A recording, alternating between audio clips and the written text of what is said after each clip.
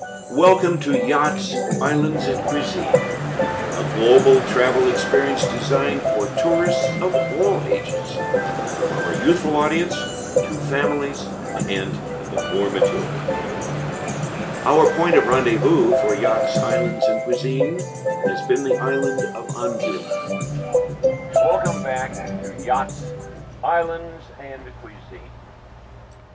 With Captain Richard Oswald and Dana Nicholson, whose father actually started the whole charter yacht show 50 years ago. And yes, we are celebrating 50 years this year. It's wonderful. This is a beautiful boat. Thanks for coming. Thank you so much for having us. Can you tell us something about the history of this boat? So beautiful. I guess that's my job then. Okay.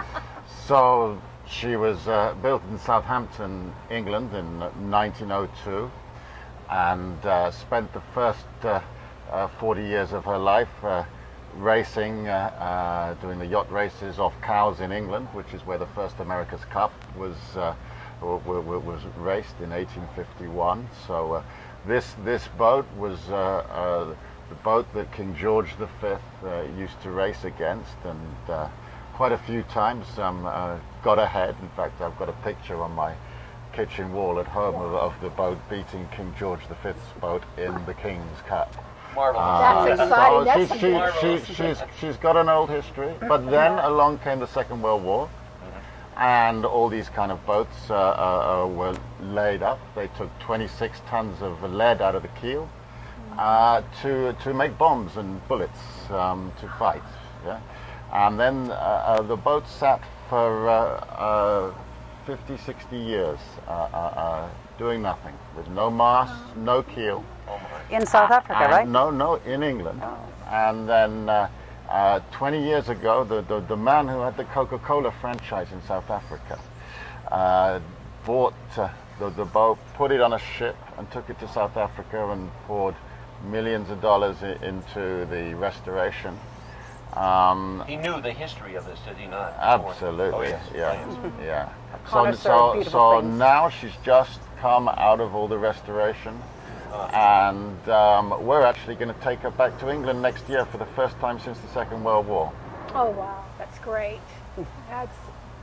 You really ought to have a celebration for something like that. Maybe the BBC will pick up on it in all the yachting magazines. So we've invited the Yachting World on the boat a little bit later. We're going to try and persuade them to do an article. Wonderful. Beautiful job you've done with the wood and the brass. I love that. You should have seen it 6 months ago. All right. The varnish needed redoing. The bronze was green. There's a lot of work that goes into a ship. The rigging, all of the details. Oh my gosh. But the varnish was done by Antigans, because the best varnishes in the world are Antiguan. Is that right? Wow, that's good to know. And the awning has been made in Antigua as well. They did a gorgeous job. Yeah. They really did. Yeah. Well, they've had a lot of chance to, the locals have had a lot of chance to adapt to boats because the business has been here for 50 years. They've been servicing boats for 50 years. 50 years of learning how to varnish.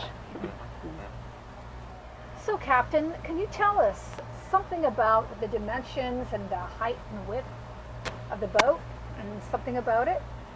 Okay, well, she's a schooner. Okay. Which means she's got 2 masts. The largest mast being furthest aft. So she's a gaff schooner, as are most boats built before 1930. She's 96 foot overall, and she's very deep in the water. She has a draft of 11 foot, which is much more than most modern yachts, but makes her rock steady. She's 75 tons, and when she goes into the sea, she carves in nice, clean, and no wave can stop this boat from charging forward. And there's a lot of weight down there in that keel. That weight needs to counterbalance so that when the wind blows on the sails, it keeps her so that she doesn't fall all the way over. She's got a lot of weight down there to make her stiff and steady. Well, that's a relief if you're Father will tell you about that. Yeah. Oh, it's a lot of people don't understand that though. Yes, You know, because yeah. there's Well, so that's much to important sailing. know. I know. I'm just People don't learning. understand. I'm just enjoying myself immensely, you know, in this whole. But usually when you're on charter though, you come to an anchorage at night so that you're not sailing all through the night. So the boat's rather flat like a house. You know, that's it's only in the daytime that she's heeled over. So, Captain Richard, how much of a crew does this gas schooner take on, and how many guests can she take? Okay, well, in the 1920s, she would have raced with about 15 guys on board, one owner, and 15 hired hands. Yeah. Yeah. With the afterguard, with the yachting caps. And nowadays, we've made one or two adjustments, like an electric anchor windlass, so that we can run her with 5 crew. So we've got one guy from the islands, from Grenada here, who's our deckhand, and then we've got a deckhand stewardess from Austria, and a first mate from Austria, and Dana, the chef, but very much a sailing chef, because she grew up on her father's schooner and has to do both, sail and cook. It feels like being at home on this boat. And so we run with 5 professional crew, and we take for overnight trips 5 or 6, but for day trips we'll take 12. We could take many more. There's room for maybe 20, but you know, we're trying to do something nice for people. Right. Exactly. You know? Exactly. So Champagne. so we often run with 6 guests. We've got a charter coming up now in Mustique when we'll be running with just 4 guests.